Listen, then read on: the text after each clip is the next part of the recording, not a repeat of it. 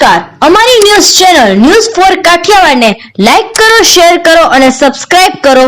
News for Kathiawad. નમસ્કાર.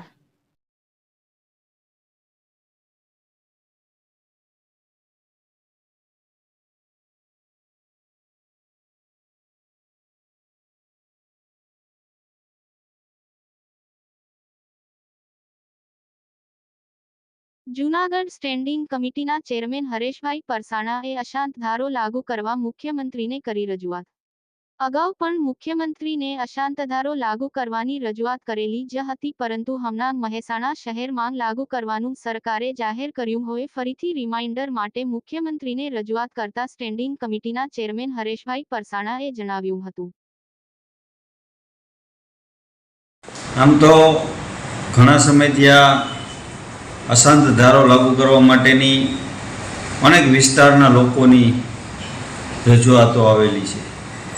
આ રજૂઆત અનુસંધાને અગાઉ પણ માનનીય મુખ્યમંત્રીશ્રીને આની અમે રજૂઆત કરેલ હતી, પરંતુ હમણાં મહેસાણા શહેરમાં આ અશાંત ધારો લાગુ કરવાનું સરકારે જાહેર કર્યું છે, તો ફરીથી રિમાઇન્ડર આપ્યું અને ફરીથી યાદી આપવાના રૂપે આ મેં અશાંત ધારો જૂનાગઢ શહેરના વિવિધ વિસ્તારોમાં લગાવવા માટેની રજૂઆત માનનીય મુખ્યમંત્રીશ્રીને કરેલ છે.